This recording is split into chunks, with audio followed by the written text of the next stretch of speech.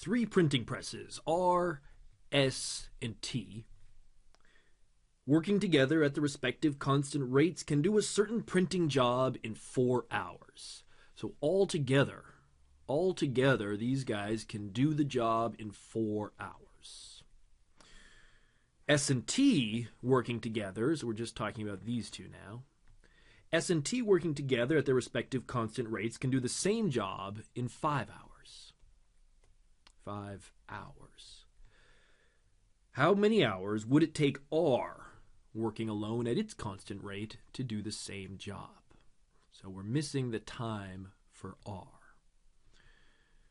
We've got the time for S and T together, we've got the time for everybody together, and we're missing R. So which of the tools for combined work that we've talked about, which of these tools would be the most helpful for this question? Well, we're always talking about the same job, right? And we're always given time. So I would argue that the time to do the same job formula would be the most helpful. In this formula, we plug in two individual times to do some job, and we get out the combined time to do that same job. I guess the main point of concern is that, well, this formula is for 2 workers, but we've got 3 printing presses in the mix. So can we use the formula? Can we use the time for 2 workers doing the same job formula? And actually we can. And it's really just a matter of how we think about it. We've got the combined time for S and T. We know that's 5 hours, but there's nothing that says we have to think of S and T as separate machines. We could just consider them working together as the ST machines, say.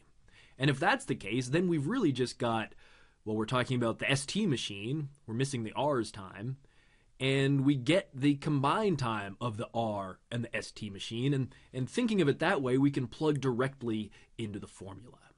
We know that the together time of these 2 machines, the together time of the R machine and the hybrid machine is 4 hours, and we know that together time will equal the product of the individual times. Let's get a variable here for R's time. Let's say R takes little r hours for R. So plugging in our formula, we know that the 4 hours that the R and the hybrid machines will take working together will come from the product of the individual times, the product of 5 and R, over the sum of the individual times, 5 plus R. And now we've got one equation with one variable, so we can solve this for R.